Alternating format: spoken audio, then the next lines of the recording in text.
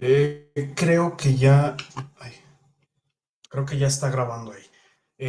Bueno, otra vez muchas gracias a todos y a todas por su presencia, su participación en esta segunda sesión del seminario sobre Althusser. Eh, Esta segunda sesión, bueno, les doy la bienvenida también a quienes se integran al grupo. Les recuerdo, como les estaba comentando, a quienes acaban de ingresar, que van a estar disponibles las grabaciones en la carpeta de Drive. Buenos días, José Luis. Va a estar disponible en la carpeta de Drive y en el canal de YouTube de Claxo.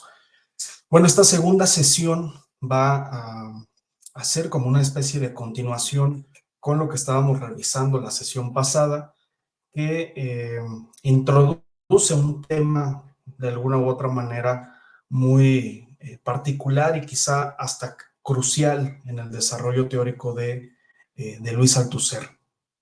Si recordamos, en la primera sesión habíamos visto que el objetivo de Althusser era darle una forma teórica a la filosofía de Marx, darle una consistencia conceptual a la filosofía que se encuentra en estado práctico en los textos de madurez de Marx.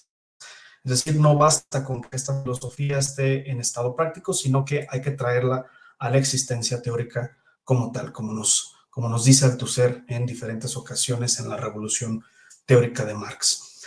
Para poder llegar a este objetivo, Althusser hace intervenir diferentes categorías. Dos de ellas las revisamos la sesión pasada. Una era la de ruptura epistemológica, que proviene de Gaston Bachelard, y la de problemática teórica, que son las dos primeras que Althusser introduce en la revolución teórica de Marx. Son las dos primeras categorías que aparecen.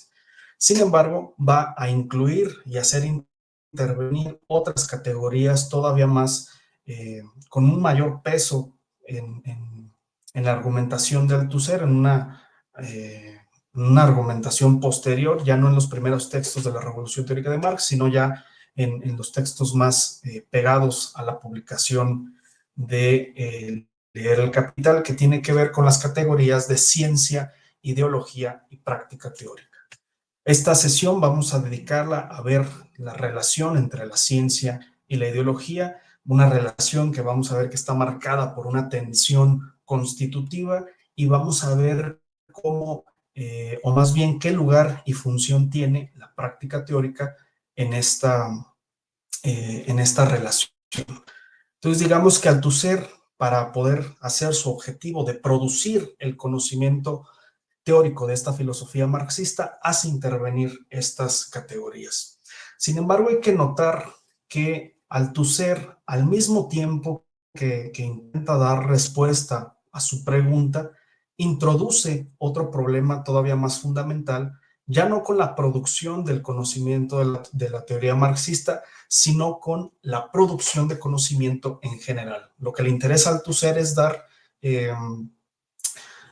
proponer de alguna u otra manera un proceso de producción de la teoría en tanto tal. Y para eso nos va a decir Althusser, hay que desprendernos de diferentes mitos, hay que desprendernos de diferentes concepciones que se hayan eh, que se encuentran en la epistemología, y una de estas va a ser la concepción empirista del conocimiento, que Althusser va a calificar como una ideología. El empirismo, su función básica o su operación básica consiste, nos va a decir Althusser en leer el Capital, consiste en una simple extracción del conocimiento que se encuentra contenido ya en el objeto real. Es decir, el objeto real es como si tuviera ya en sí mismo todas las ideas que podríamos decir de él, ya tendríamos todo el conocimiento formulado, solo basta con acercarnos y percibir ese objeto real, solamente basta con poner en marcha nuestros sentidos para poder captar ese conocimiento como tal. En ese sentido, reducimos el conocimiento o la operación de conocimiento a un simple dato. es decir, el hecho dado como tal en la realidad, este objeto que se encuentra físicamente presente, que se encuentra con toda su materialidad en la realidad en tanto tal, es el que nos va a proporcionar el conocimiento.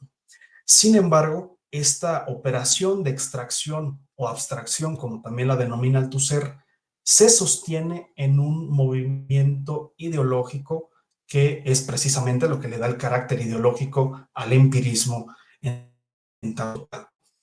Esta extracción se sostiene gracias a una proyección especular de una ideología establecida previamente. Esto es como si el sujeto que conoce, el sujeto cognoscente, el sujeto que percibe, proyecta sobre el objeto real su propia ideología. En ese sentido, el objeto real, que por sí mismo no puede hablar, que por sí mismo no contiene ningún conocimiento, el objeto real se convierte en espejo de esta ideología del sujeto.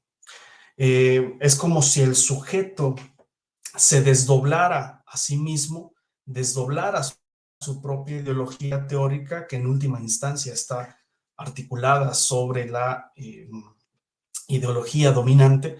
Es esta ideología la que se desdobla, la que se duplica y que de alguna u otra manera el sujeto reencuentra en esta pretendida apropiación del conocimiento. Es decir, se trata de un movimiento en círculo, en un movimiento propiamente especular de reflejo mutuo.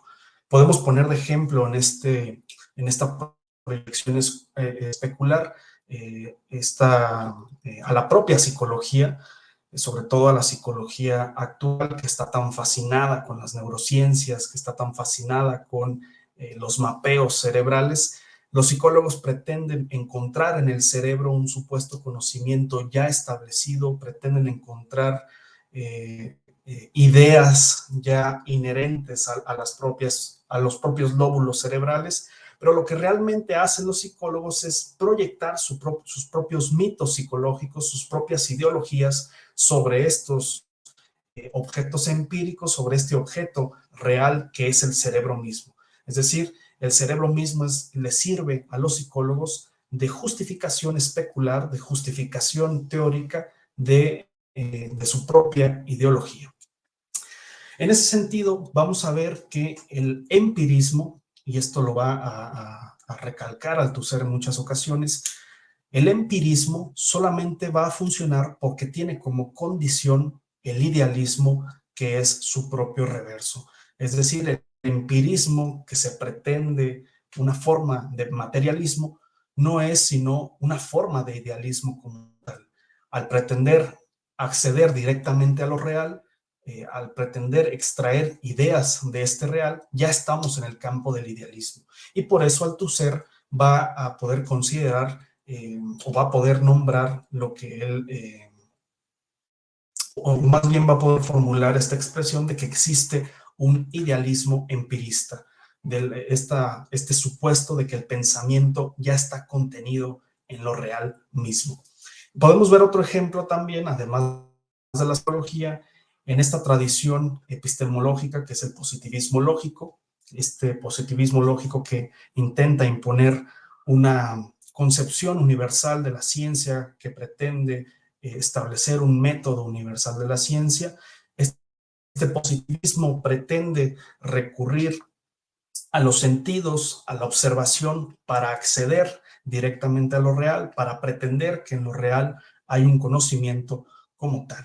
Sin embargo, esta pretensión no es más que una ilusión de situarse en un metalenguaje, como ya lo va a notar el propio Lacan. Es esta ilusión lo que atraviesa a la ciencia moderna, a la ciencia que viene desde Galileo, de esta intención de ir más allá de la estructura simbólica, de ir más allá del lenguaje, ir más allá del significante, para poder aprender esto real. Sin embargo, el propio Lacan y sus seguidores, como el propio Néstor Brownstein, que también es althusseriano y es uno de los que vamos a revisar en la última sesión, van a concebir a la ciencia como una operación propiamente simbólica, es decir, la ciencia no sale nunca de la función simbólica como tal, incluso en las ciencias más exactas o en la matemática misma con sus propias fórmulas, no dejan de ser operaciones simbólicas que, como nos dice Brownstein, esta operación simbólica nos sirve para poder cernir lo real. Es decir, la ciencia es una apropiación de lo real a condición de hacerlo a través de lo simbólico.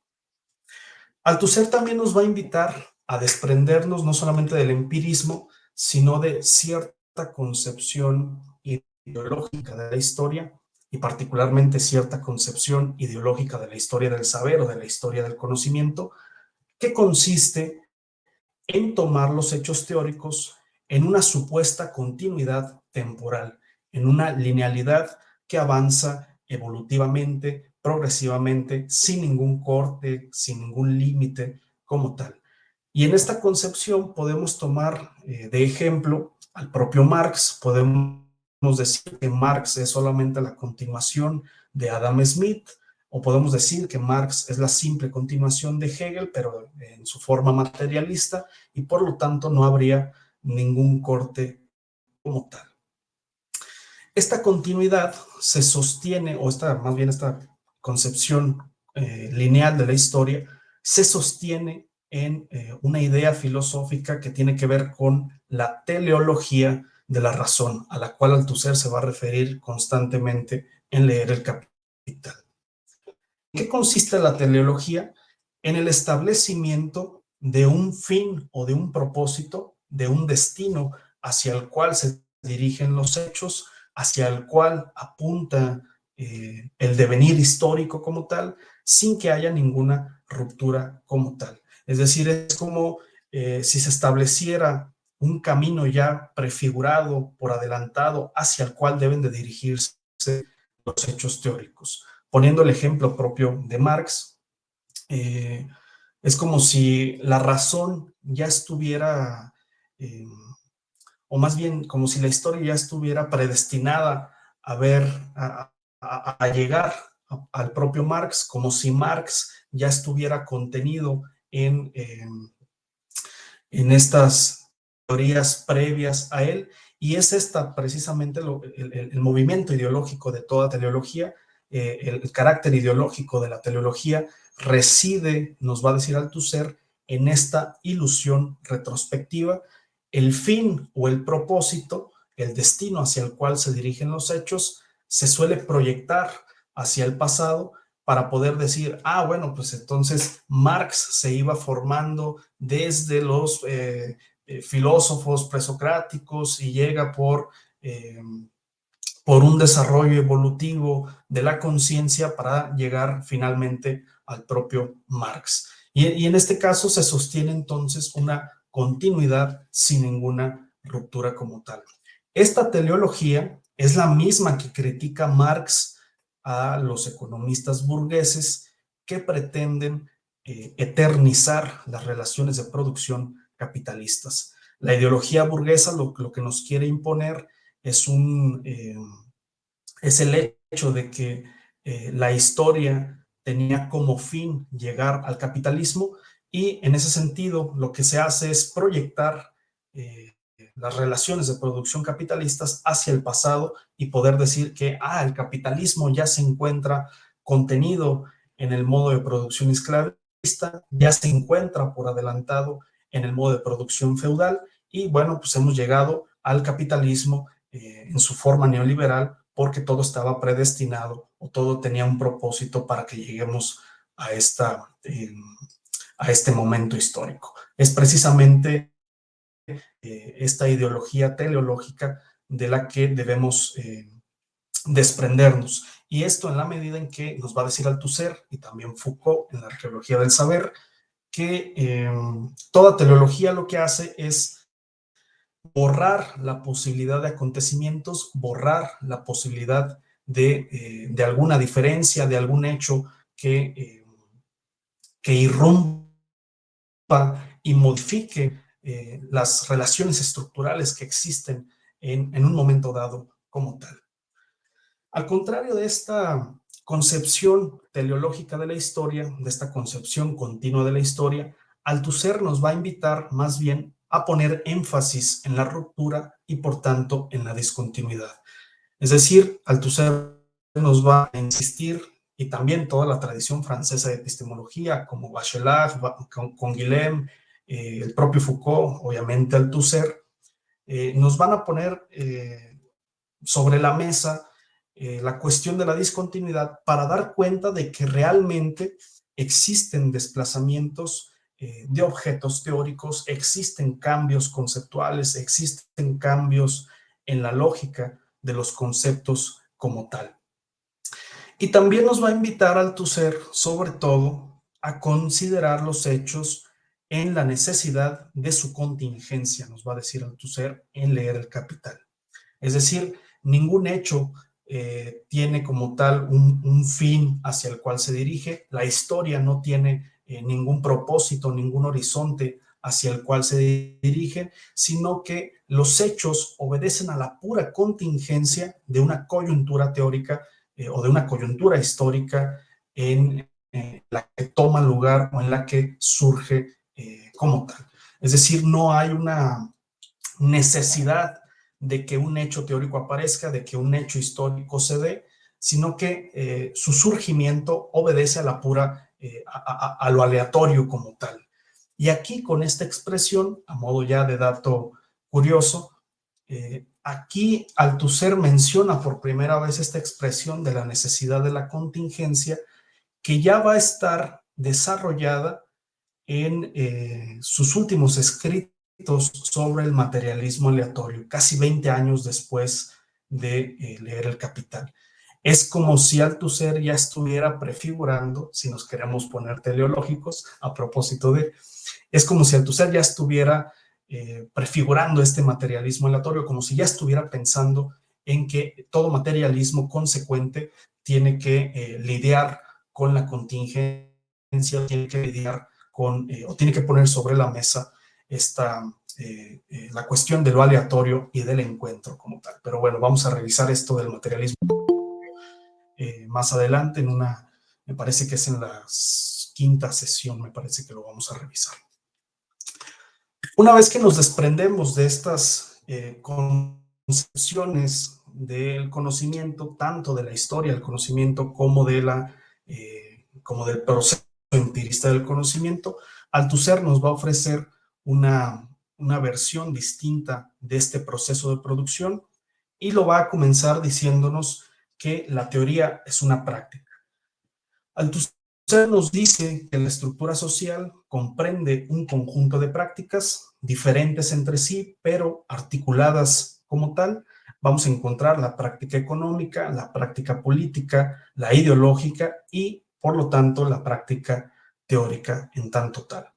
Cada una de estas prácticas tiene su propia incidencia en el mundo, sus propios efectos en el mundo, no pueden separarse de una situación concreta como tal, de lo concreto de la realidad, y en tanto que toda práctica tiene su incidencia, cada uno tiene sus propios efectos, su propia especificidad, pero Althusser nos va a decir que todas estas prácticas tienen una estructura en común.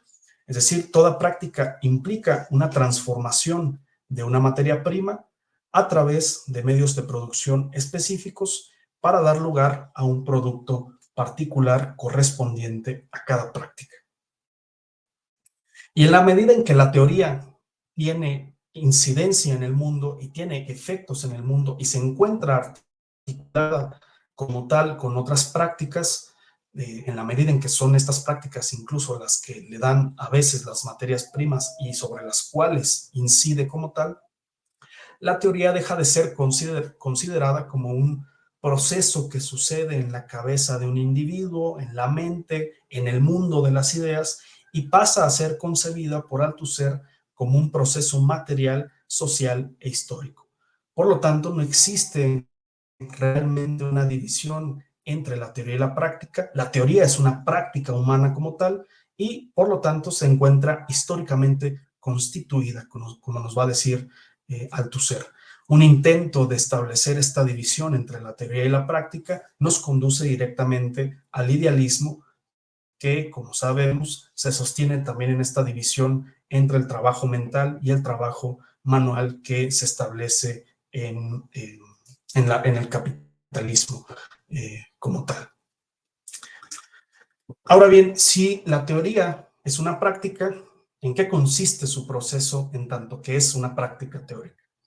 Althusser le va a aplicar a la práctica teórica el mismo modelo de cualquier otra práctica, tiene su propia materia prima, que Althusser denomina generalidad 1, tiene sus propios medios de producción, que es la generalidad 2, y produce resultados teóricos o tiene productos teóricos, que es la generalidad 3.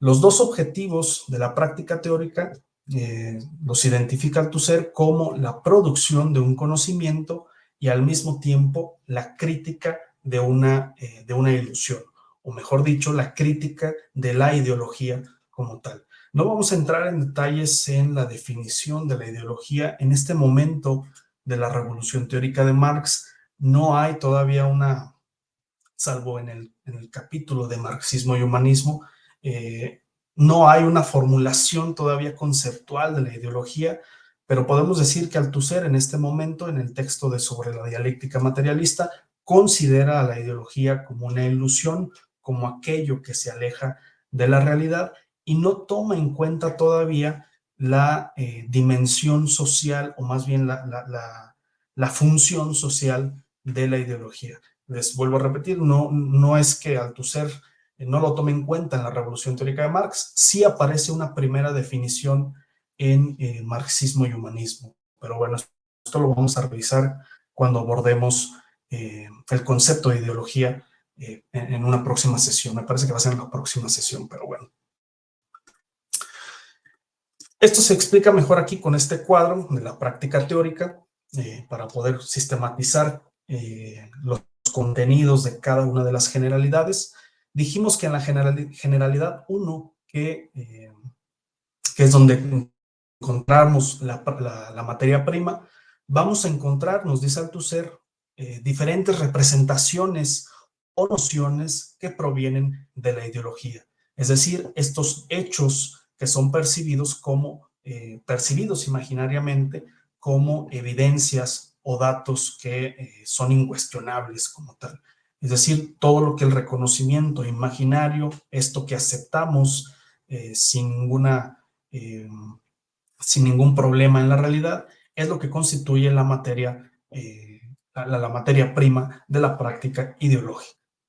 En la generalidad 2, que habíamos dicho que se encuentran los medios de producción, vamos a encontrar la problemática teórica que revisamos, cuyo concepto revisamos la sesión pasada, la problemática teórica y sus conceptos, pero también podemos encontrar o podemos servirnos en los medios de producción de otros conceptos que provienen de otras ciencias ya establecidas, de otras prácticas teóricas ya realizadas como tal. Y en la generalidad 3 vamos a encontrar el resultado, que es un producto teórico, es un conocimiento. La práctica teórica va a producir, como dijimos, un conocimiento. Sin embargo, Althusser va a insistir mucho en que entre la generalidad 3 y la generalidad 1, es decir, entre la materia prima y entre el producto de la práctica teórica, hay una discontinuidad cualitativa irreversible entre ambos elementos. Hay una ruptura epistemológica, hay una ruptura con la ideología y con sus representaciones imaginarias. Esto le permite a Althusser ponerse, o más bien criticar el modelo hegeliano del pensamiento, del desarrollo del pensamiento, que según nos lo hace ver Althusser, consiste en una simple autogénesis o en un automovimiento dialéctico de la idea que nos va a dar como tal el conocimiento. Para Hegel, nos va a decir Althusser, el conocimiento o es el resultado de una evolución o de un automovimiento propio de la conciencia, de modo que la generalidad 1 no se distingue fundamentalmente de la generalidad 3. Y de hecho nos va a decir, nos va a insistir Althusser, en el modelo hegeliano, la generalidad 1 ya tendría por adelantado, y aquí vemos la teleología otra vez, ya tendría por adelantado el resultado que encontraríamos en la generalidad 3. Bastaría con ir sistematizando lo que encontramos en la materia prima, bastaría ir con ir acomodando los conceptos y dándole una lógica para ir construyendo el conocimiento. Y sin embargo nos va a decir Althusser, no, esto no sucede así, sino que en la generalidad 3 se produce realmente una diferencia conceptual, se produce una diferencia en torno al modo en que se plantean las preguntas, al modo en que esas preguntas son solucionadas como tal. Digamos, para resumir el cuadro anterior, como nos dice Althusser, la práctica teórica produce conocimientos, generalidades 3, por el trabajo de la generalidad 2, que son los medios de producción, o el trabajo sobre la materia prima, que es la generalidad 1. El resultado de todo esto que conduce a la ciencia debe tener por condición la producción de un objeto propio, y aquí podemos preguntarnos en qué consiste este objeto, si es el mismo objeto que el empirismo o si acaso tiene otro estatuto. Debe también producir una teoría general de este objeto, es decir, un conjunto de conceptos que permita conocer mejor este objeto o darle una lógica a este objeto de la práctica teórica, y también debe producir sus propios métodos para investigar el objeto producido. Esto sería como el esquema que Althusser nos da de una ciencia. Lo pueden encontrar, ya podemos encontrar esta formulación en el texto Filosofía y Ciencias Humanas que mencioné la sesión pasada, que suele ser un texto que no se le toma mucho en cuenta, pero que resulta crucial, sobre todo para quienes nos dedicamos a las ciencias humanas, a las ciencias sociales, para criticar todo este empirismo que subsiste en las ciencias sociales como tal. Bueno, habíamos dicho que entre la generalidad 3 y la generalidad 1, entre el conocimiento teórico y la ideología, hay una diferencia radical o hay una ruptura. Y aquí vemos la primera relación entre la ciencia y la ideología que establece Althusser.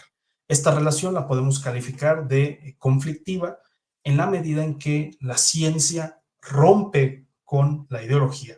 Es decir, la práctica teórica lo que hace es introducir una ruptura epistemológica con la ideología y con las evidencias o ilusiones que impone a través del reconocimiento imaginario.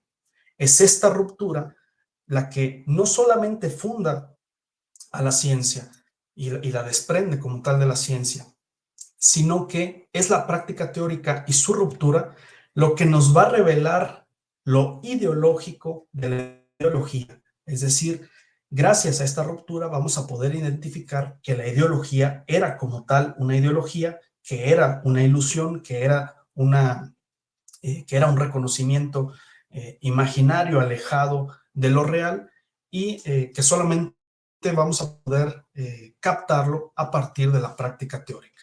Es decir, gracias a la intervención de la práctica teórica, de su trabajo, de la producción de conceptos, vamos a poder identificar el carácter mistificador que tenía la ideología previa. Esta postura la va a sostener también el propio Canguilhem, quien admite su deuda con Althusser en un texto muy importante que se titula ¿Qué es una ideología científica? Canguilhem nos va a decir que en el momento en que la ciencia ya constituida toma el lugar de la ideología, esta ideología va a revelarse como un error, como una ciencia mal fundada que solamente tenía pretensiones de ciencia, pero que realmente nunca lo fue como tal. Es decir, para resumir, tenemos una primera relación que es una relación conflictual entre la ciencia y la ideología. Aquí Althusser para decirlo en otros términos, descalifica a la ideología como un simple error.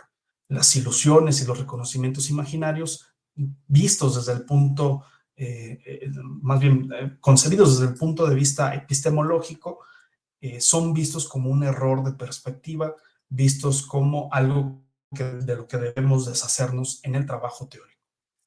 Sin embargo, vamos a encontrar una segunda relación entre la ciencia y la ideología, una relación más amistosa, una relación que va a articular, o más bien una relación de complementariedad entre lo científico y lo ideológico. Y esto en la medida en que Althusser nos va a decir que no es tan fácil deshacernos de la ideología, no debemos descartar a la ideología porque es de ella de donde nace toda ciencia. Es de ella de donde va a surgir aleatoriamente, de manera contingente, es decir, no sabemos si realmente de la ideología vayan a hacer una ciencia, pueden hacer una ciencia, pero no estamos seguros de que así ocurra, pero de cualquier manera, la ideología va a constituir la condición de existencia de toda ciencia. Y esto ya lo va a decir Althusser en Leer el Capital, que es el momento más teoricista de Althusser, es el momento más cientificista, que aparentemente rechazaría cualquier recurso a la ideología, cualquier justificación de la ideología, pero que de alguna u otra manera se ha pasado por alto esta relación entre la ciencia y la ideología, esta relación casi necesaria entre entre los dos elementos. Esta idea la va a repetir Althusser casi 10 años después en sus Elementos de autocrítica, que es aquí donde ya realiza una serie de rectificaciones, sobre todo en que no debemos considerar a la ideología como un simple error, sino que, como ya lo mencioné, hay que considerar a la ideología como la condición de posibilidad de contingente de la ciencia misma. Es decir, en términos de Althusser, la ciencia nace del concurso imprevisible, es decir, contingente, de elementos ideológicos, políticos y científicos, y filosóficos también. Pero si no podemos deshacernos de la ideología, porque es la prehistoria de la ciencia, tampoco podemos deshacernos de la ideología porque ella misma constituye una realidad y constituye o mantiene su propia eficacia práctico-social en el todo de la sociedad, en el todo social. Es decir, recordemos que la superestructura ideológica es tan necesaria como la infraestructura económica, según la metáfora del edificio que nos ofrece Marx en el prefacio de la contribución a la crítica de la economía política, y por lo tanto Althusser ya no va a rechazar a la ideología como un simple error. Y esto se debe a que la ideología tiene un carácter englobante, tiene un carácter tiene un carácter omnipresente y transhistórico, como nos va a decir Althusser en Ideología y aparatos ideológicos de Estado. Es decir, la ideología engloba incluso el trabajo teórico, engloba el trabajo de las ciencias, y por lo tanto la ciencia no se va a poder deshacer, ni eliminar, ni disipar la ideología como tal. Como nos va a decir Althusser, retomando el concepto del gran otro de Lacan, nos va a decir que la ideología constituye el otro de la ciencia. Es lo que acompaña sordamente en cada momento a la ciencia misma. Y por lo tanto, como la ideología tiene un carácter englobante, tiene un carácter omnipresente, la ciencia solamente va a ser ciencia de la ideología. Es decir, la ideología constituye la condición por la cual se puede realizar el trabajo teórico. Y el trabajo teórico se las tiene que ver siempre con la ideología, no puede escapar de ella. Y este carácter omnipresente de la ideología va a hacer que incluso en las ciencias ya establecidas, en sus prácticas teóricas ya bien definidas, va a hacer que la ideología se escabulla a través del discurso científico, va a hacer que aparezca a través de diferentes lapsus o de síntomas teóricos, como nos va a decir Althusser en el prefacio de Leer el Capital. Es decir, es de estos lapsus ideológicos, de estos síntomas ideológicos que aparecen en el discurso, sobre los cuales hay que trabajar, pero no rechazarlos o perder de vista su eficacia como tal. Entonces, ya definimos dos relaciones de la ideología con la ciencia. Una primera relación conflictual, de tensión constante, y una relación de condición de posibilidad, una relación en la que no pueden separarse radicalmente por una simple ruptura epistemológica. Ahora bien, habíamos dejado en suspenso la pregunta sobre el objeto de la práctica teórica, una pregunta que de hecho había realizado de manera oportuna Andrés la sesión pasada, que tenía que ver con la distinción entre el objeto real y el objeto teórico. Althusser no se va a cansar en decir que la práctica teórica establece una diferencia entre el objeto real y el objeto de la teoría. La práctica teórica nunca trabaja sobre un objeto real. No es un empirismo como tal. Recordemos que había que desprendernos del empirismo como tal. La práctica teórica va a trabajar, por el contrario, con las representaciones ideológicas que se encuentran ya dadas sobre ese objeto real.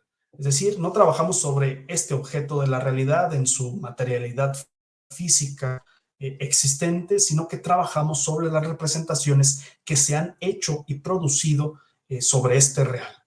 Entonces, dice Althusser, ya tenemos que vernosla con un cierto grado de elaboración conceptual al inicio de la práctica teórica, aunque este grado de elaboración sea ideológico o sea científico como tal. Y en la medida en que no trabajamos con el objeto real en la práctica teórica, este producto que es el objeto de conocimiento, el objeto de estudio que se da al final del proceso de la práctica, es un objeto que no se confunde con el objeto real propiamente dicho. Es decir, el objeto que produce la práctica teórica es un objeto resultado de un proceso de pensamiento, de un proceso complejo de pensamiento que no se confunde en ningún momento con lo que existe fuera de él, sino que el objeto de conocimiento tiene como función y tiene como meta el apropiarse teóricamente, el discernir a través de diferentes conceptos teóricos el objeto real como tal.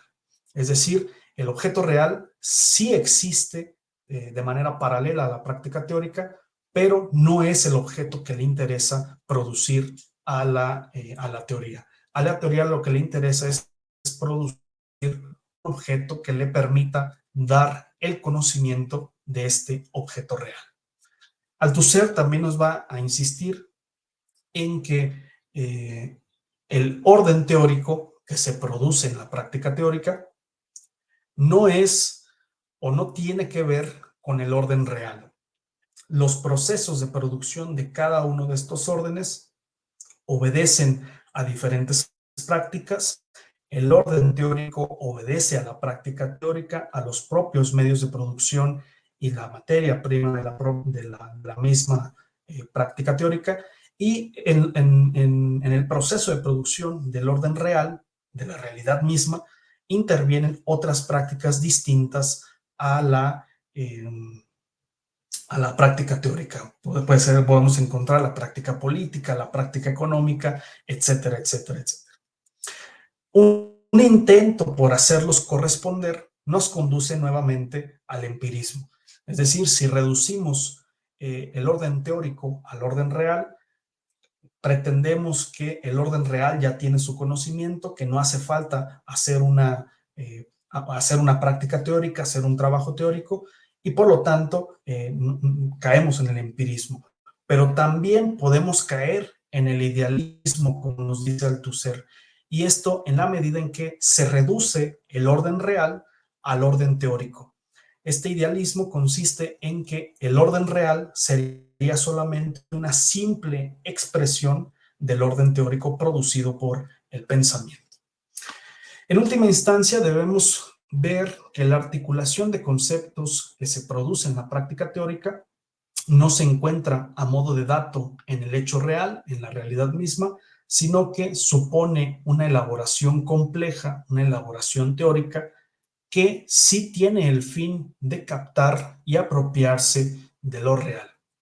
Para resumir, podemos decir que a la práctica teórica le interesa el objeto real solamente en la medida en que quiere producir un objeto teórico para poder conocer este objeto real, aunque el objeto real no intervenga en el proceso de producción de la teoría como tal. Otra característica de la práctica teórica, que había dejado también en suspenso, es el lugar o el estatuto del sujeto en este proceso de producción teórica. Althusser nos va a decir que la práctica teórica es un proceso sin sujeto, pero hay que entender bien esta expresión, no quiere decir que el sujeto se desvanezca o más bien quede suprimido como ya lo concebía Lacan en Radiofonía, que de Lacan recordemos que define a la ciencia como una ideología de la supresión del sujeto. Este desplazamiento del sujeto en Althusser tiene que ver con el desplazamiento o eliminación de un cogito, de un sujeto psicológico del cual supuestamente partiría el proceso de conocimiento. Althusser nos va a decir que el sujeto va a estar condicionado por todo el sistema o toda la coyuntura teórica en la que se encuentre. Es esta coyuntura teórica conformada por diversas problemáticas teóricas, conformada por las propias condiciones histórico-sociales, las que le van a dar y le van a asignar un papel al sujeto. Recordemos que y Deleuze, como habíamos visto la sesión pasada, definen al sujeto, o más bien conciben a la estructura como el verdadero sujeto. Es esta estructura teórica la que va a asignarle su lugar al sujeto en tanto tal. El sujeto por sí mismo es una entidad vacía que solamente tiene sentido a partir de este conjunto teórico que sirve de su condición como tal. Es decir, esta coyuntura teórica o estas problemáticas teóricas o el proceso mismo de la práctica teórica es lo que va a hacer que el sujeto se plantee ciertas preguntas, que se plantee ciertas respuestas, que pueda ver o no ver ciertos objetos teóricos, como lo va a identificar el propio Althusser en el prefacio de leer El Capital. Ya casi para terminar, esta es la penúltima diapositiva, podemos preguntarnos de dónde viene todo este asunto de la práctica teórica en Althusser, quiénes son sus precursores, si nos queremos poner teleológicos otra vez.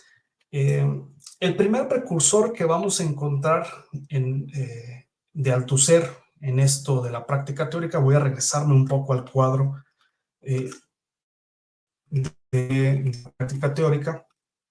El primer precursor que vamos a encontrar, se me pasó ponerlo aquí, pero es fundamental, es el propio Spinoza. Spinoza distingue, como Althusser, distingue dos géneros de conocimiento. Para Spinoza existe un primer género de conocimiento que está determinado por la imaginación. Spinoza nos va a decir que el sujeto incurre en el error cuando pretende tomar como real las imágenes que produce en la imaginación misma, y el propio Spinoza aclara, no es que la imaginación sea un error como tal, sino que es el modo en que concibe el sujeto sus productos de la imaginación. Y lo va a distinguir de un segundo género de conocimiento que tiene que ver ya más con el razonamiento, según nos lo hace ver Spinoza, que toma las ideas en su causa eficiente, en su causa inmanente, como nos dice Spinoza, que en última instancia es el Dios que expone Spinoza en la Ética. Recordemos que Dios es la sustancia única, infinita y absoluta que se despliega en cada uno de los atributos y los modos de este Dios como tal. Si les interesa profundizar más en cómo Spinoza articula eh, estas ideas, les recomiendo sobre todo la parte primera y la parte segunda de la Ética. En la parte segunda es donde van a poder encontrar esta distinción entre el primer género y el segundo género del conocimiento. Pero el segundo precursor de Althusser es su propio maestro, que es Marx. Es el autor que le interesa como tal a Althusser. Y Marx va a proponer un proceso también del conocimiento en un texto que Althusser califica como el discurso del método de Marx. Es esta introducción a la crítica de la economía política de 1857, que pueden encontrarlo en los Grundrisse, en el primer tomo editado por el siglo XXI. También se encuentran diferentes versiones sueltas en otros o compendiadas en otros textos. Este texto no lo vamos a abordar aquí todo, no es nuestro objetivo. Solo para ponerles en contexto, en un primer momento este texto aborda, o más bien Marx critica en un primer momento esta teleología de la cual hablábamos al principio, este intento por eternizar las relaciones de producción capitalistas. En un segundo momento, Marx nos va a hablar de la determinación mutua entre las esferas de la economía, de su sobredeterminación entre la producción, el consumo, el intercambio y la distribución.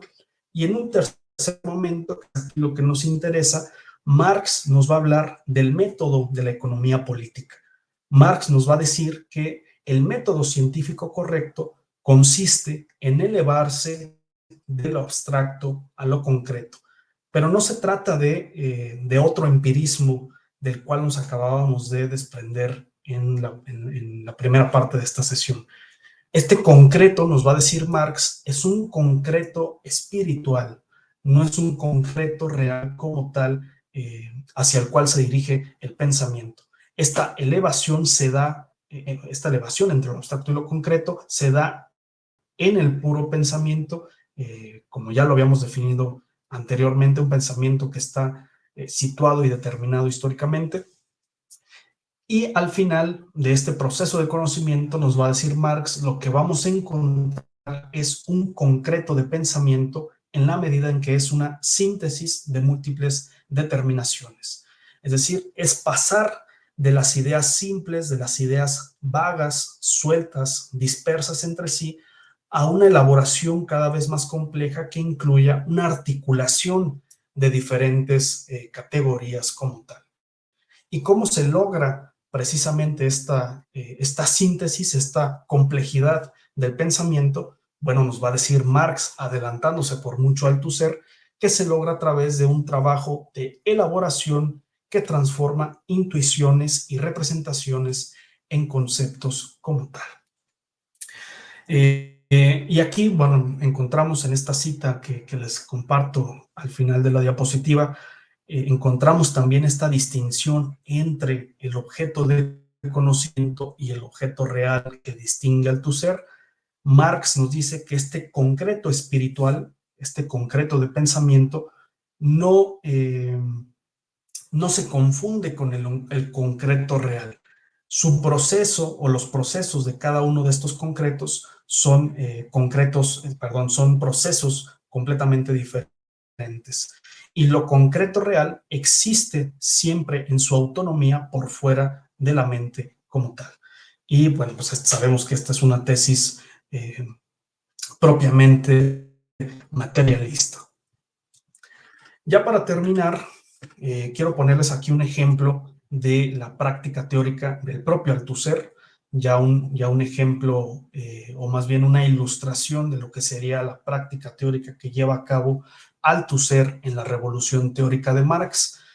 Recordemos, para retomarlo había comentado al principio de la sesión, Althusser tiene como objetivo producir el conocimiento de la filosofía de Marx, darle una forma teórica a la dialéctica materialista que se encuentra en acto, que se encuentra en estado práctico y que es necesario darle sus conceptos.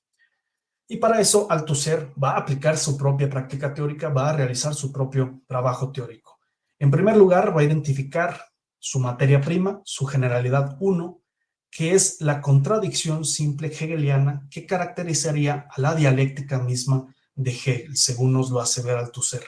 Esta dialéctica consistiría en un simple movimiento de la conciencia que se mueve a sí misma, que se concibe a sí misma y se complejiza cada vez más a sí misma como tal. Es decir, se basa en un principio simple de contradicción, como lo va a notar Althusser en diferentes ocasiones. Y también va a identificar como materia prima un tiempo histórico o un tiempo presente como la simple expresión de este movimiento dialéctico de la conciencia, de la idea que, como sabemos, apunta hacia el saber absoluto. En la generalidad 2, en sus medios de producción, Althusser va a recurrir a diferentes medios. Uno de ellos va a ser el texto de Mao sobre la contradicción o de la contradicción, depende de la traducción que encuentran. Aquí Mao, recordemos que no nos habla de una simple contradicción, no nos habla de una contradicción de la conciencia, sino que nos habla de la presencia de la contradicción en cada uno de los procesos sociales, nos habla de la universalidad de la contradicción. Recordemos que para Mao, para poder dar cuenta de un proceso social, hay que identificar todas las contradicciones que están en juego. Para Mao, para refrescar un poco si es que han tenido oportunidad de acercarse a este texto, que lo recomiendo mucho, para Mao es necesario identificar las contradicciones principales, las secundarias, el aspecto principal de las contradicciones, el aspecto secundario y el modo en que se articulan o se desplazan las jerarquías entre las contradicciones como tal para poder tener un conocimiento de los procesos sociales. También va a recurrir como medio teórico a la práctica política de Lenin, sobre todo a esta interpretación del estallido revolucionario de Rusia de 1917.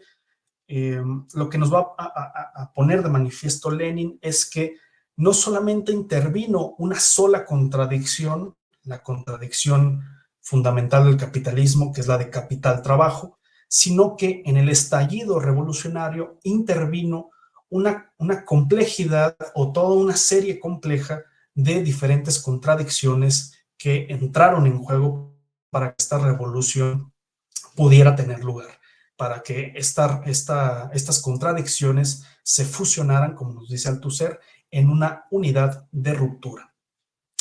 Y para explicar esta complejidad de la contradicción, va a recurrir a un tercer medio teórico, que es el concepto de sobredeterminación que proviene del psicoanálisis, que es formulado por Freud, que es formalizado por Freud en 1900 en la interpretación de los sueños, aunque ya está presente en algunos textos sobre la histeria poco antes de 1900, y también lo recupera a partir de la interpretación o reformulación estructuralista que realiza Lacan y que mencioné en la sesión anterior.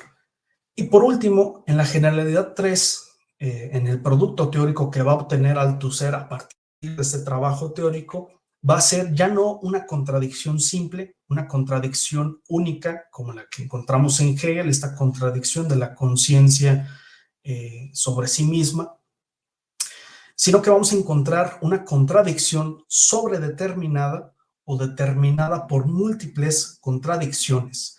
La dialéctica marxista, en este sentido, se convierte en una causalidad estructural y no en una causalidad teleológica o lineal como tal. Y por lo tanto, se establece en esta generalidad 3 una ruptura epistemológica con la dialéctica hegeliana.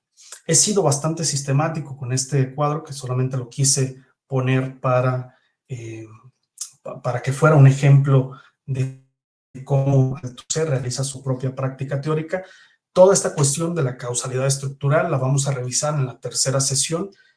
Adelanto que la causalidad estructural que proviene o que es formulada por Althusser para dar cuenta de la filosofía de Marx es tomada a partir de Spinoza, es tomada a partir del propio Freud y Lacan, y es lo que va a constituir el índice del funcionamiento de la dialéctica de Marx como tal, es decir, una dialéctica completamente distinta y no, o más bien irreductible a una simple inversión como tal. Eh, ya prácticamente, bueno, de mi parte sería todo en esta sesión.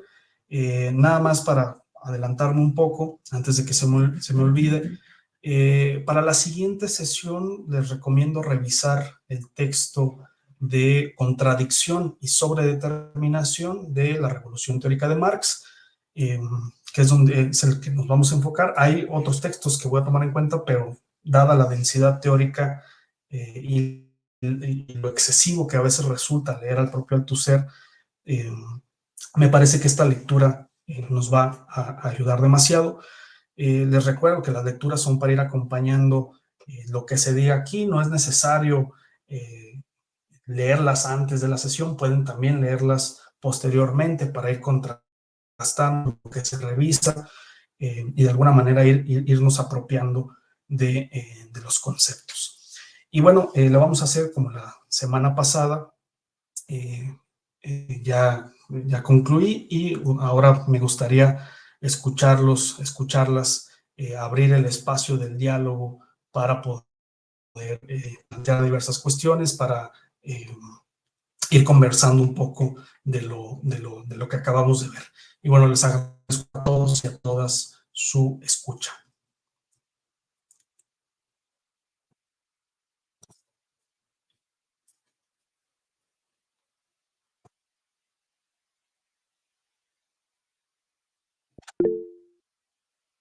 Sí, Andrés, adelante.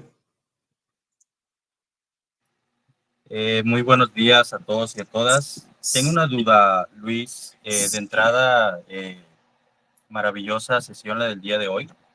Me siento sobreestimulado por todos los conceptos y por toda la maravillosa exposición tuya. Yo tengo una duda. ¿Recuerdas que nos enviaste a leer de la Revolución Teórica sobre la dialéctica materialista, apartado número 3? Sí. El proceso de la práctica teórica, y en la página 153, punto número 2, me generó la duda porque, bueno, este texto está traducido por Marta Harnecker, ¿no? Sí. Entonces yo no sé francés, yo no sé cómo venga en francés, pero me parece hay una palabra concierne que viene siendo utilizada en dos sentidos.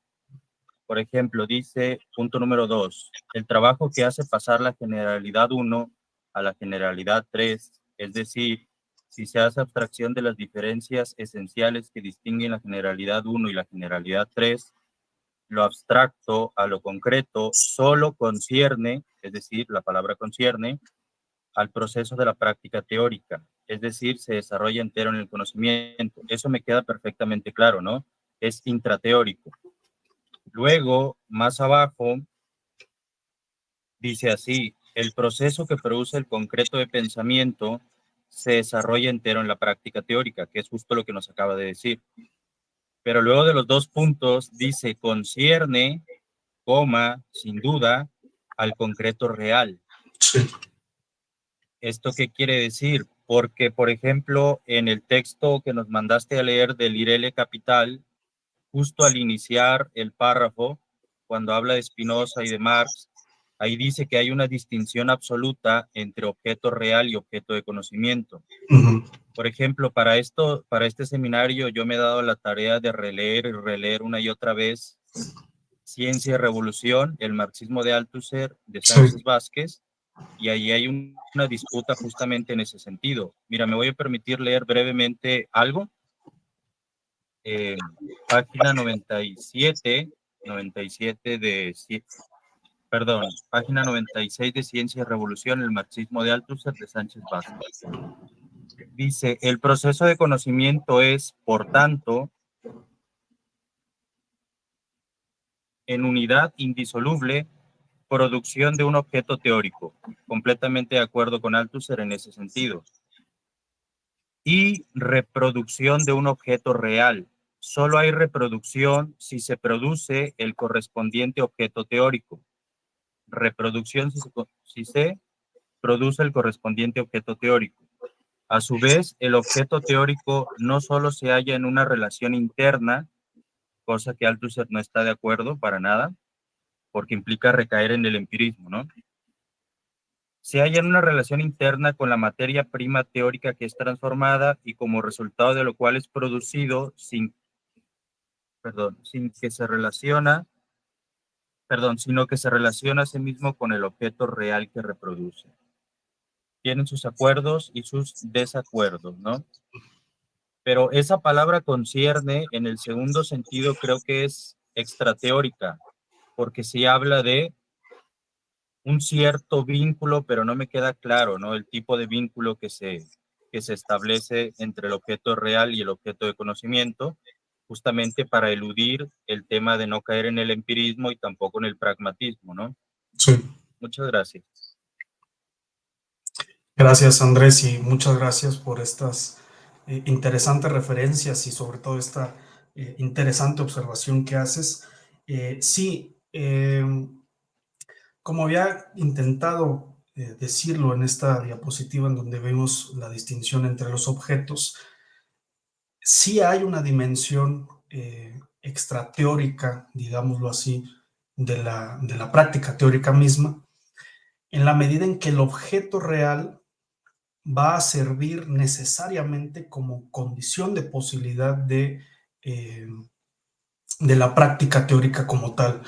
Es decir, no va a haber una confusión, no va a haber una reducción de uno al otro, porque como bien dices, caeríamos en el empirismo, pero digamos que la práctica teórica, aunque no se dedique a lo real, aunque no se dedique a la intervención directamente sobre lo real, sí le interesa lo real para poder producir su conocimiento. Es decir, le interesa lo real en la medida en que hay que producir eh, un conjunto de conceptos diferentes a la propia ideología, la propia materia teórica como tal. Es decir, la práctica teórica no pierde de vista en ningún momento no pierde de vista como tal lo real en tanto tal. Y aquí, en esta parte que tú mencionas de Althusser, esta es la tesis materialista básica que debe guiar a la práctica teórica, esta subsistencia o esta existencia independiente de lo real con respecto a la práctica teórica. Es decir, digamos que de alguna manera la práctica teórica eh, se va a encontrar motivada, este es un término, no me gusta usarlo, pero podemos decirlo de manera esquemática, de manera práctica, está motivada siempre por lo que se encuentra como tal en lo real y las representaciones de este real que se hacen. Es un intento muy laxo de intentar, perdón, de poder responder a tu respuesta, a tu pregunta, perdón. Althusser es más, se hace una pregunta muy similar a la tuya en el prefacio de Leer el Capital, que tiene que ver con esta existencia independiente de lo real de la práctica teórica. Nos va a decir Althusser o se va a preguntar Althusser, bueno, ¿cómo o cuál es el mecanismo que nos permite apropiarnos de lo real mismo? Es decir, ¿cuál es el mecanismo que nos permite dar el conocimiento de este real? Y Althusser va a responder conforme va pasando la discusión en este texto, nos va a decir que este mecanismo es precisamente la articulación que se produce en la práctica teórica, la articulación de conceptos que van teniendo lugar en el proceso del trabajo teórico como tal. De lo que se trata para Althusser es que este conjunto de conceptos produzcan un efecto de conocimiento para poder apropiarse de lo real. Y aquí, ahorita que mencioné la palabra de apropiación, Marx distingue en este discurso del método del que hablamos al final, Marx distingue o más bien hace énfasis en que la teoría o el pensamiento es un modo de apropiación de otros tantos que existen de lo real mismo como tal. Digamos que la teoría se apropia a su manera de lo real y lidia a su manera con lo real mismo. Espero que haya podido responder un poco a la pregunta. Es una pregunta muy difícil, muy complicada, que como bien dices es necesario hacer ciertas relecturas y relecturas del propio Althusser. Althusser suele ser muy enigmático también y también tiene que ver mucho esto que mencionas de la traducción. Marta Harnecker se equivoca muchas veces en algunas palabras y en algunas traducciones. Tampoco sé francés, sé muy pocas cosas, pero cuando uno recurre a la versión original, vemos que el sentido de algunas palabras son diferentes a las que establece la traductora. Y pues muchas gracias, Andrés, por esta interesante e importante pregunta. Una última cosa, ¿alguien me podría ayudar ahí con el comentario que dice mi nombre? Porque como no sé portugués, pero creo que entiende que busca la referencia de Sánchez Vázquez, ¿no? Creo que es eso. Sí, me parece que sí está solicitando, si no me equivoco, Lucía, si me puedes apoyar, creo que sí está solicitando la referencia del texto que mencionaste. Igual puedes compartirnos tanto la página que mencionaste como la referencia de Sánchez Vázquez, por favor, ahí en los comentarios, Andrés.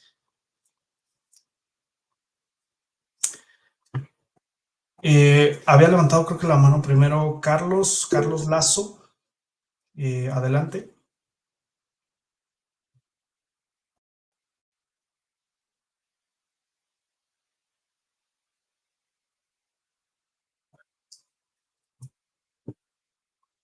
Si está por ahí Carlos Lazo. Hola, ¿qué tal? Buenos Así. días, Luis Pablo. ¿Qué tal? Creo que Buenos estoy días, teniendo Carlos. problemas de conexión. No sé si se me escucha bien, porque se me frizó, se me congeló totalmente la transmisión, pero creo que ya pasó. Sí, todo bien, te escuchas muy bien. ¿Okay? Ok, bueno, muchas gracias por la presentación, Luis Pablo. Yo tengo una duda que es como, diría, un tanto similar a lo que planteaba Andrés, pero creo que sí tiene su propia especificidad con respecto a esta cuestión de la formulación de las generalidades. En particular, sobre qué pasa, ¿no? Una vez que se llega a concretar la situación, ¿no? De obtener una generalidad del orden del nivel 3. Por lo que entiendo, pues justamente se trata de un proceso incesante, ¿no? En el sentido de que no termina de definirse, de concluirse, justamente por esos intentos de apropiación y por la autonomía de lo real. En ese sentido, pues el producto teórico pues también tendría que evitar como caerse en cierto idealismo, ¿no? Por lo que entiendo, o sea, para no quedarse como en ese teoricismo. También esa generalidad 3, y esto ya es como parte de la pregunta, necesitaría ser sometido como a la práctica teórica, a una nueva práctica teórica, es decir, para también producir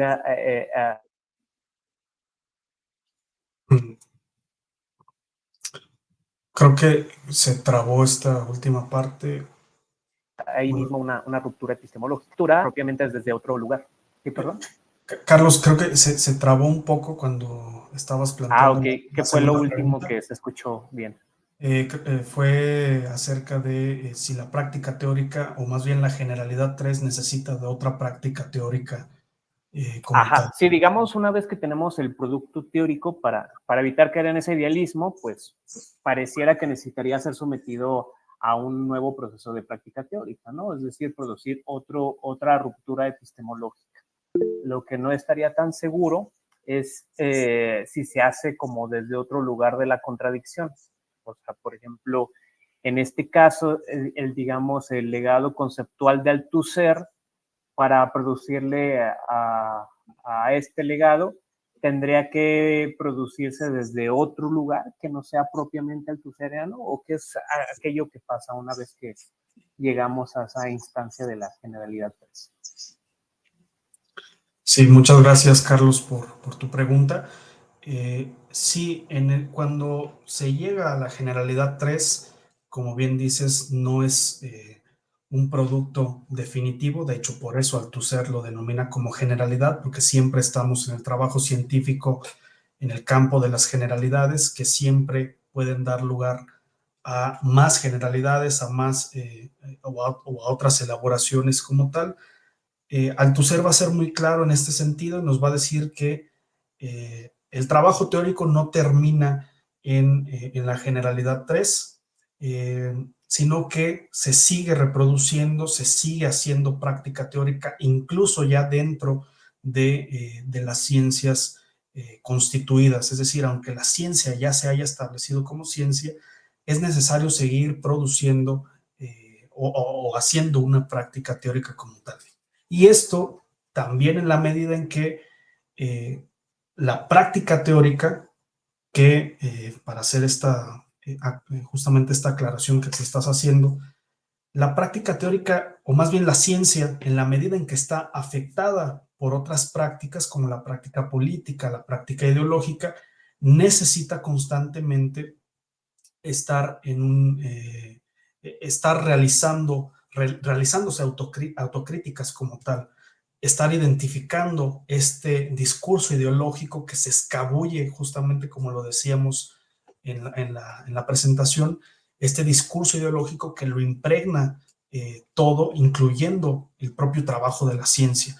Por eso, el trabajo teórico no puede terminar como tal, es un trabajo constante que se reactualiza constantemente, porque, vuelvo a decirlo, la ciencia está sujeta a las contingencias históricas como tal, y por eso siempre estamos comenzando nuevamente este proceso de la práctica teórica. Eso en cuanto a la primera pregunta de manera más general, y de manera particular en cuanto al trabajo teórico de Althusser. Igual no puede acabarse esto, no recuerdo si estuviste en la primera sesión, pero yo comentaba que no es que Althusser nos ofrezca un marco conceptual cerrado. De hecho, es todo lo contrario. El propio Althusser apuesta por esta apertura del trabajo teórico. Es él mismo, como él lo va a hacer en su momento, se va a autocriticar por las insuficiencias que tuvo como tal en su periodo teoricista, pero además ya los nuevos estudios althusserianos que se están dando en la actualidad ponen de manifiesto el tener que recurrir o ir más allá del propio Althusser, recurrir a otras disciplinas teóricas, o para decirlo en los términos althusserianos, recurrir a otros medios de producción de la teoría para poder cernir nuevos problemas como tal. Por eso vamos a encontrar articulaciones muy interesantes, como con el psicoanálisis de Lacan, articulaciones con el propio Foucault. Hay todo un trabajo en el que ya se está yendo más allá del Althusser. Claramente hay que, de alguna manera, si vamos a ir más allá del Althusser, pues hay que recuperar primero Althusser para saber a partir de dónde podemos ir más allá, para ver en qué lugares Althusser deja lagunas, deja silencios o deja problemas sin resolver como tal. En ese sentido, la práctica teórica althusseriana o que parte de Althusser no puede reducirse al propio Althusser mismo. Espero haya contestado tu pregunta y bueno, te agradezco también tu presencia y tu intervención. Sí, muchas gracias, Luis Pablo. Entonces, nada más como para ver si comprendí.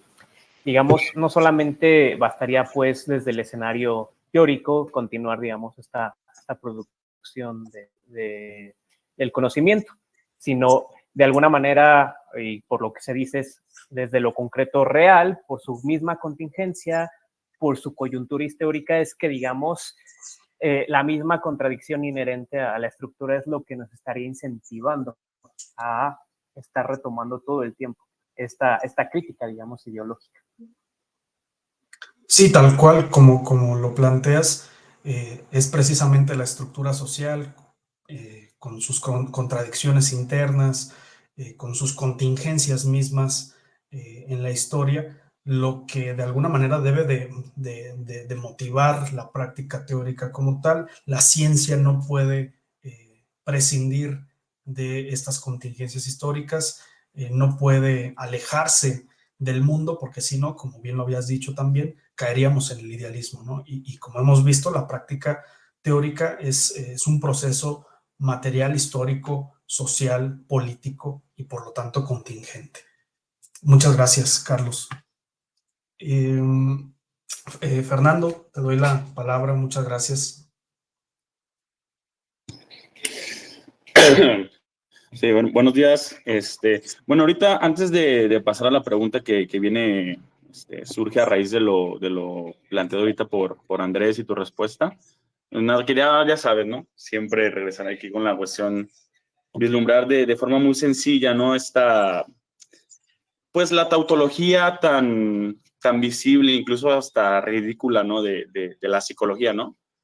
Hablabas de la fascinación, ahorita con la cuestión de las neurociencias, ¿no? Donde ahora el psicólogo por fin dice, ¿no? Todas las críticas que ha habido, incluso a aquellos que no han criticado la psicología y que la asumen y la reproducen y la practican, es como, mira, aquí ya tenemos, ¿no? La prueba fehaciente de lo que siempre hemos estado hablando, ¿no? Ya detectamos aquí la depresión, la ansiedad en este lóbulo, aquí están los neurotransmisores, hicimos ahí un análisis bioquímico de líquido cefalorraquídeo, bla, bla, bla, ¿no? Entonces, es interesante lo que mencionabas, ¿no? La psicología, digo, la tautología incluso se puede hacer así, es un constante rebote, ¿no? De una misma lógica, o sea, es una imagen especular que rebota, digo, si uno la viera de frente, se vería así como, digo, muchas rayas, ¿no? Porque es psicología, utilizando psicología para analizar un objeto psicologizado, ¿no? Aparentemente concreto, real, pero psicologizado, ¿no? Entonces, de aquí hay un constante rebote y si uno lo viera, digamos, desde arriba, solo veríamos círculos que se encierran dentro de su misma lógica, ¿no? Y que aquí también creo que es importante recalcar que incluso en esta tautología se pueden producir, se puede producir una complejidad, pero que sigue estando dentro de la misma lógica, ¿no? Que yo es lo que veo que constantemente hace la psicología para zafarse de las críticas que se le puedan hacer.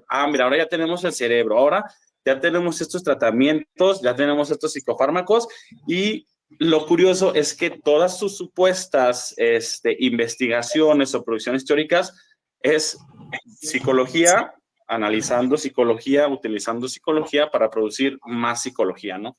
Entonces, eso, como comentario, ya sabes que nunca debe hacer falta esto, ¿no? Tirarle al enemigo. Y la otra cuestión, hablabas de que del asunto de la práctica teórica como una forma de apropiación del objeto real, ¿no? Que es, bueno, si pusimos atención, pues es claro que esto nunca va a ser posible, pero que es necesario y es condición que exista un objeto real que permita que se produzca una lógica que lo empate para que pueda tener consistencia, incluso sentido, ¿no? Porque no pudiéramos estar inventando cosas para producir cosas que no se empaten con aquello que se está pretendiendo apropiar, ¿no? Aunque esto, digamos, que nunca pueda suceder realmente. Entonces, aquí, nada más como ahí como curiosidad, ahorita como que me quedé muy metido en la cuestión de entender ahorita lo que estabas exponiendo. Mencionabas que, bueno, que la teoría y la producción de conocimiento era una forma de apropiarse de este objeto real, ¿no? ¿Qué otras formas, dentro de tu experiencia, en tu trabajo, pudiste como, o consideras, ¿no? que están ahí presentes, además de la práctica teórica, como forma de apropiación del objeto real? Sí, gracias, Fernando. Los tres comentarios muy importantes. Bueno, respondiéndote a la última cuestión, voy a ir al revés, voy a contestar tu última pregunta. Hay diferentes formas de apropiación de lo real. Althusser va a mencionar algunas. Una de ellas es la ideología, la forma en que se establecen representaciones del mundo, estas representaciones imaginarias. Marx nos va a mencionar, por ejemplo, la apropiación estética también del mundo, con su propia especificidad. Althusser incluso va a hacer en un texto bastante denso que se llama Las tres notas de la teoría sobre los discursos, nos va a decir que el discurso estético, la apropiación estética, es bastante difícil de cernir como tal. Entonces no hay una descripción como tal que nos ofrezca Althusser, pero podemos decir que tiene su propia lógica, la estética, el arte, tiene su propia lógica como tal. Quizá podemos ver un ejemplo de esta apropiación estética o esta apropiación del mundo a partir del arte. El ejemplo lo podemos ver en el surrealismo, que aquí Lucía conoce muy bien acerca de esta corriente que articula el marxismo y el psicoanálisis. También vamos a encontrar una apropiación política como tal, un establecimiento de ciertas normas o relaciones de poder, para decirlo en términos Foucaultianos. Es decir, hay múltiples formas de apropiación de lo real. El error sería creer más bien que la práctica teórica es la mejor forma de apropiación de lo real. Ese sería el error fundamental del teoricismo como tal, que es lo que Althusser se va a reprochar a sí mismo en sus elementos de autocrítica. Él va a decir, bueno, creo que me equivoco, no lo va a decir así, lo estoy parafraseando evidentemente. Althusser nos va a decir, me equivoqué al pensar que la ruptura entre la ideología burguesa y Marx es una simple ruptura epistemológica, sino que es una ruptura propiamente política. Y eso fue de lo cual se olvidó el propio Althusser. Esto para responder tu última pregunta. El otro comentario sobre que esta apropiación de lo real resulta, o esta apropiación completa de lo real es imposible. Yo también estoy de acuerdo con ello. Hay lo que sucede con la práctica política, y esto es importante que lo retengamos, es que solamente hay un movimiento tangencial, es decir, nunca no tangencial, sino más bien se da de forma asintótica, de tal modo que nunca se roza o nunca se toca directamente lo real como tal. Es decir, el propio Althusser pone de manifiesto esto cuando nos dice que en la práctica teórica no podemos partir del objeto real, estamos siempre partiendo de las representaciones que se nos imponen desde la ideología. Entonces siempre hay como para decirlo como el propio Althusser, siempre hay un rodeo por la teoría, siempre hay un rodeo por la ideología, un rodeo por la política. Por eso nunca hay un acceso directamente a lo real. Un acceso pretendidamente directo nos conduce inmediatamente al empirismo del cual nos deshicimos al comienzo de la sesión. Y sobre tu primer comentario, sí, bueno, para quien no lo sepa, somos compañeros desde la licenciatura, Fernando y yo, y siempre mantuvimos una postura crítica a la psicología porque la psicología misma está impregnada de esta ideología empirista, está impregnada de diversos mitos ideológicos que no reconoce como ideológicos. Esto es algo que Althusser va a criticar mucho de la psicología. Por eso quise proponer una sesión dedicada a la crítica althusseriana de la psicología, porque vamos a encontrar que Althusser nos ofrece elementos necesarios tanto para criticar la psicología, pero nos ofrece también una crítica directa a las formas de psicología que en ese momento estaban en boga, como el conductismo, que es el que critica como tal Althusser. Y bueno, pues espero haya podido responder un poco tu pregunta y bueno, haciendo eco Sí, a tus comentarios. sí, ya para ahorita alguien levantó más la mano. Me pareció muy, muy buena tu respuesta. Ya quisiera yo complementar ahí con algo. Me parece genial que hayas tocado estas formas también para, incluso como una invitación, ¿no? De no quedarnos en el teoricismo, en el academicismo de todo esto que se está planteando, ¿no? Esto que suena aquí muy bonito para, digamos, ideas para tesis, para un seminario, pero allá afuera, vamos, hay objetos reales, ¿no? Vamos a hablar de realidad real, que siguiendo la lectura, inasequible, pero que todo esto se puede trasladar, ¿no? Y bueno, aquí lo que quería mencionar también es que reconocer cómo la ideología pues está presente en la cuestión estética, ¿no? En la cuestión teórica siempre, en la cuestión del arte, de la política, o sea, pareciera que es el absoluto, ¿no? Con el que nos vamos a estar topando, ¿no? Y bueno, viene esto ya implícito en esta sesión, como lo mencionabas, ¿no? Incluso la ideología como condición para la producción de ciencia, ¿no? Entonces, pues creo que va a ser importante no quedarnos en cuestión de letras, de cuestiones, digamos, meramente teóricas, sino saber que esto, pues, trasciende, ¿no? Entonces, sería todo y igual agradecerte por el trabajo y por la sesión, muy, muy nutritivo. Gracias, Fernando. Lucía levantó la mano y después Carlos Eduardo y después José Luis. Y ya estaríamos cerrando la sesión porque ya nos extendimos un poco. Bueno, muchas gracias, Luis Pablo, por tu exposición. Estuvo excelente. Creo que é um tema muito difícil e muito polêmico en Althusser, ¿no? Podríamos passar horas e horas hablando e conversando sobre isso. Pero eu queria fazer uma pergunta, assim, mais pergunta, provocação, no sentido de como tu entenderia essa noção de real em Althusser em relação ao real lacaniano.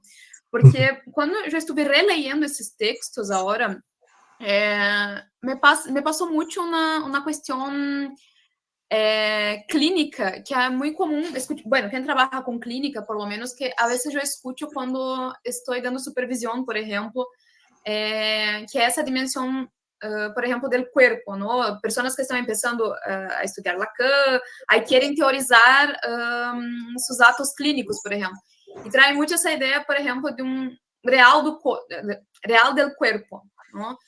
Vai ser uma intervenção no real del cuerpo, como se o real del cuerpo fuera um cuerpo real. São coisas completamente diferentes, ¿no? O real del cuerpo não é a carne, não é isso que estamos vendo, é algo atravessado por todo o campo simbólico, por el campo del outro, ¿no? Del grande outro e tudo isso. Então, não sei, me dá um pouco a impressão que Althusser, dentro do campo do marxismo, vai ser essa torção, que é justamente trazer que o real é inacessível, real é o impossível, não? Assim como Lacan, claro, em campos distintos, mas ao mesmo tempo não tão distintos, que se encontram em muitos momentos, não? Então, não sei como tu, como um leitor de Althusser, que tem essa aproximação com Lacan, também vê isso, porque a mim me parece uma herência lacaniana dentro da própria leitura de Althusser, assim. Não? Ou poderia ser o contrário também, porque ambos, né, tinham esse intercâmbio de ideias, assim, não? Então, era mais isso, uma provocação para pensar também nesse conceito que é muito complexo e muito polêmico, que é o conceito do real, ¿no? El real mayúsculo. ¿No? Muchas gracias, Lucía. Sí, es una pregunta muy interesante que no la había, que no me la había hecho en este tiempo de lectura de Althusser y que también he tenido cierto acercamiento con Lacan. Primero decir que no estoy seguro, sabemos que Althusser era lector de Lacan y que asistió en algún momento a alguno de sus seminarios. No sé si Althusser se apropia de la categoría de lo real del mismo modo en que se apropia de la categoría de lo imaginario, que es la categoría que opera en la conceptualización de la ideología. Pero podemos pensar que este real en Althusser parecería como un real que concierne a las relaciones mismas de producción como tal, o sea, no se refiere, no se refiere como tal a un imposible en el sentido lacaniano del término de lo real, aquello que escapa en sentido estricto, pero también lo podríamos pensar como en lo real mismo en Lacan, aquello que irrumpe en lo simbólico también, aquello que atraviesa y que escapa a la ideología, es decir, podemos hablar de lo real de la política en Althusser, si así lo quisiéramos concebir, lo real de las relaciones sociales que irrumpen y que introducen como tal un corte en estas representaciones ideológicas que suelen hacerse de este real. Es quizá lo que podría pensar ahorita inmediatamente, es algo que me va a poner a reflexionar mucho en las siguientes semanas, porque me parece fundamental en qué sentido, o más bien qué estatuto tiene el concepto de lo real en Althusser, y en qué medida ese real está, o en qué medida Lacan interviene en esa interpretación de lo real como tal en Althusser. Pero bueno, es algo que podría pensar ahorita, lo real entendido en Althusser como aquello que corresponde a las relaciones de producción, a las relaciones sociales, pero eso ya también nos mete en un problema porque las relaciones sociales ya están marcadas por lo simbólico mismo, por la ideología como tal, que no pueden prescindir de ellas, de estos elementos en tanto tal. Entonces sí es algo que necesitaría pensar un poco más, y vaya que sí tiene este carácter provocador la pregunta, ¿no? Que desafía de alguna u otra manera este concepto que aparece en Althusser, que es un concepto que no desarrolla el propio Althusser. Creo que es un vacío lógico, es un vacío conceptual que Althusser tiene ahí, y de alguna u otra manera, aquí para retomar lo que nos había comentado Carlos, es estos vacíos o estas lagunas conceptuales a las que hay que prestar atención en el discurso de Althusser para recurrir precisamente a otros saberes, incluso incluyendo el de Lacan como tal. Pero bueno, te digo, necesito pensarlo todavía más, y pues muchas gracias por esta pregunta tan interesante. Nada más para responder lo que nos pone Andrés aquí en los comentarios: ¿en qué año Lacan conceptualizó por primera vez lo real? ¿Y de qué año es la teorización de Althusser de la que estamos hablando? Bueno, te respondo la primera pregunta. La segunda no sé a qué te refieres muy bien, si me puedes especificar en torno a qué tipo de teorización, pero en el año en que Lacan conceptualiza, no tengo muy bien el dato, pero corresponde a la primera parte de la enseñanza de Lacan. Ya aparece lo real definido como lo imposible, o definido como aquello que escapa a lo simbólico en los años 50. Si no mal recuerdo, hay una definición de lo real en Lacan En el seminario 2, cuando nos habla de que la ciencia pretende acceder directamente a la naturaleza, que en este momento Lacan es lo que considera como lo real en ese punto. Voy a buscar bien la referencia, es una clase específica del seminario 2, y en el seminario 3, ya define, creo que Lacan, a lo real como lo imposible, aquello que escapa de lo simbólico. Y, só comentário, Luiz Paulo, para não perder, tu comentário em nosso livro de associação. Também me quedé pensando, eu não me acuerdo em que ano exatamente ela vai teorizar no sentido de dizer el real es tal cosa. Pero eu entendo que el real já está em toda a obra de Lacan, desde o princípio. Porque Lacan instaura um discurso que vai, de alguma maneira, trazer um certo vazio, uma certa estética, não sei se estética não é a melhor palavra nesse sentido, quizás um certo estilo, não? Que de alguma maneira já pone el real para juego, porque me parece que Lacan é muito mais como hace do que lo que dice, não? Sí. Entonces nos interesa cómo Lacan lo hace, no exactamente lo que dice. Entonces me parece que esa dimensión de una experiencia de lo real en la clínica lacaniana já está puesta desde el principio, assim. Eu entendo dessa maneira. Sí. Por que eu digo isso? Porque hay mucha gente que separa Lacan, ¿no? Lacan del simbólico, Lacan del real, pero para mí Lacan siempre es Lacan de lo real, ¿no? Desde el principio de su enseño, de su enseñanza, ¿no? Pero bueno, só un comentario y no comento más. Sí, de hecho, yo también estoy de acuerdo con esto que mencionas. Ya los tres registros del propio Lacan, bueno, para no meternos tanto en Lacan, pero es necesario mencionarlo, los 3 registros de Lacan ya están incluso presentes de cierta manera operando en textos muy tempranos como El estadio del espejo, pero también hay que decir que Lacan hace ciertas reformulaciones posteriores, a partir de los años 60 comienza cierta formalización distinta a la que hace Lacan en los 50, y justamente coincide con con este año de producción que comentas, Andrés, del 63. De hecho, Althusser le envía el texto de Sobre la dialéctica materialista, se le envía a Lacan, y Lacan le responde a Althusser diciéndole que encuentra en ese texto sus propias preguntas con respecto a Freud. Ya veremos más adelante la relación entre Lacan y Althusser, que me parece una relación muy interesante, que la vamos a dejar, me parece, para la 4ª sesión. Bueno, muchas gracias, Lucía, por los comentarios. Andrés, también muchas gracias por el comentario. Y pasamos con Carlos y por último con José Luis. Muchas gracias. Adelante.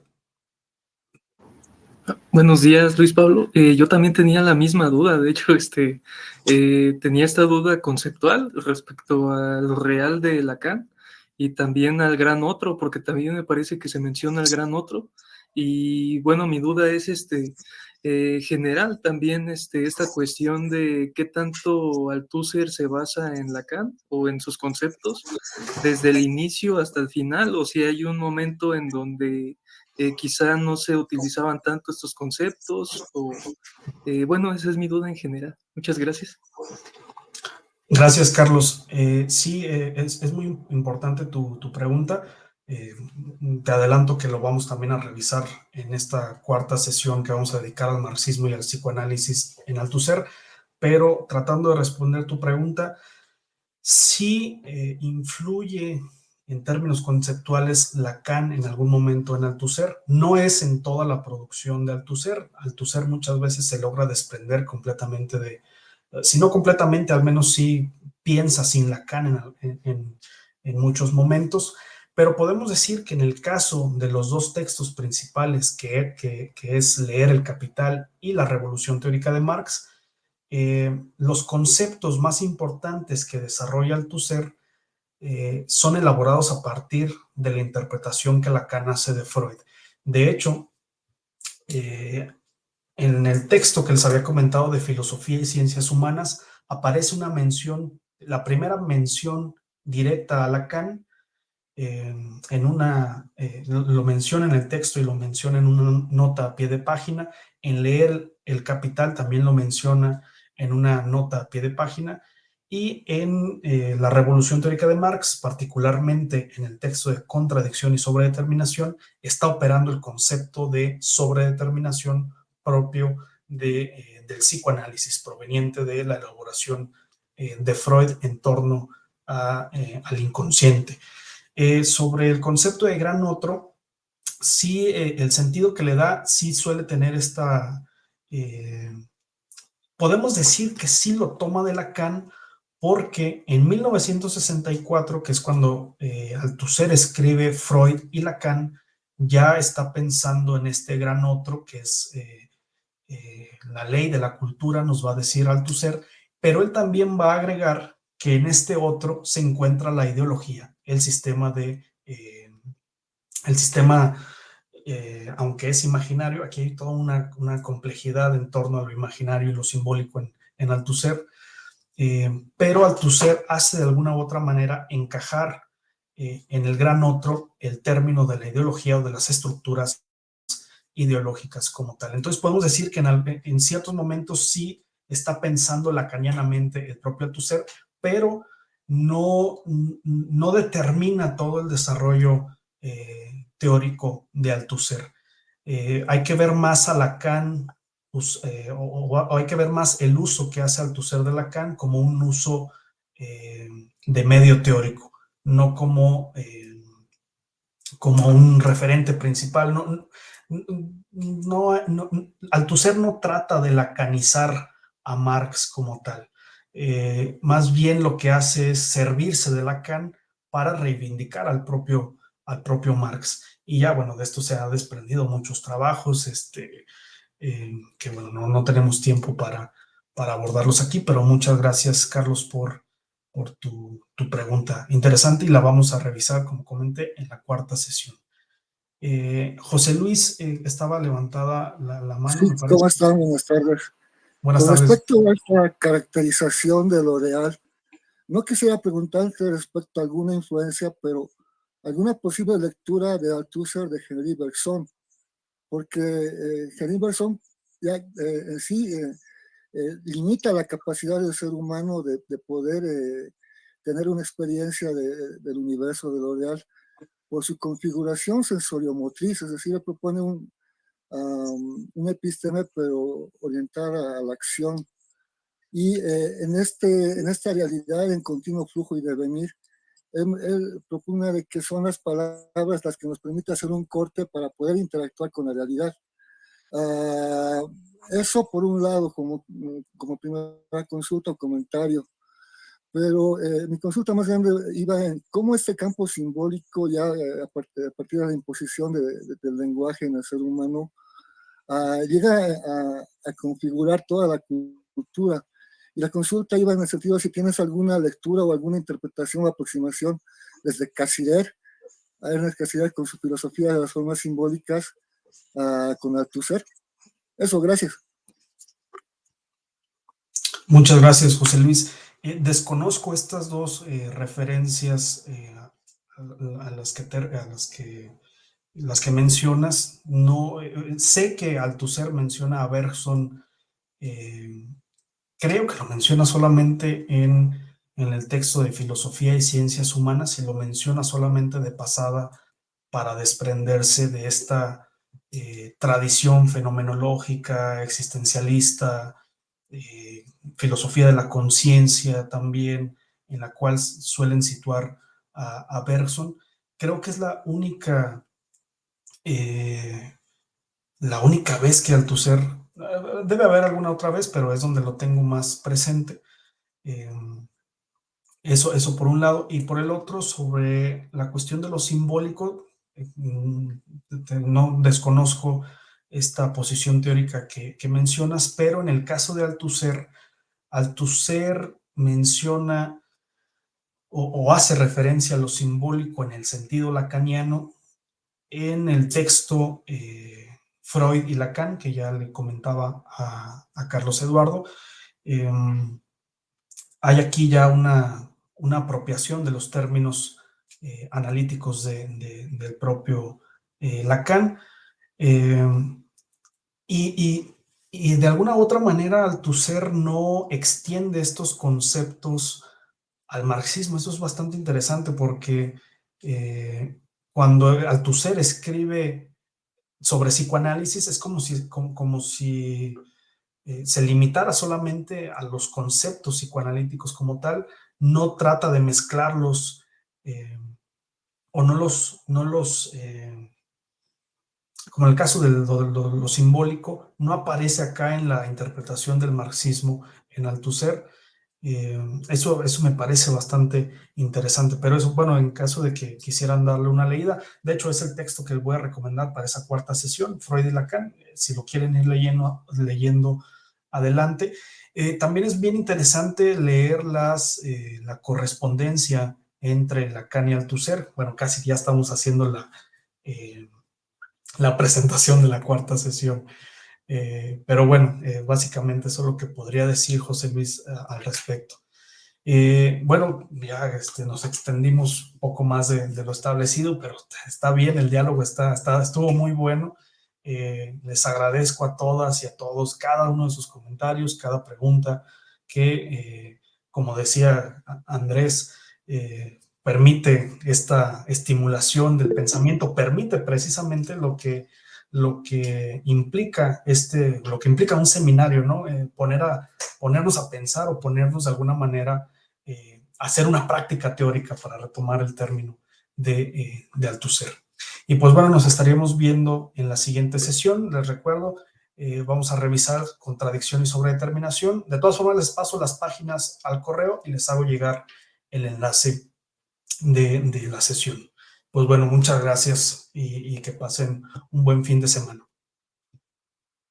Muchas gracias, Luis Pablo. Hasta la próxima.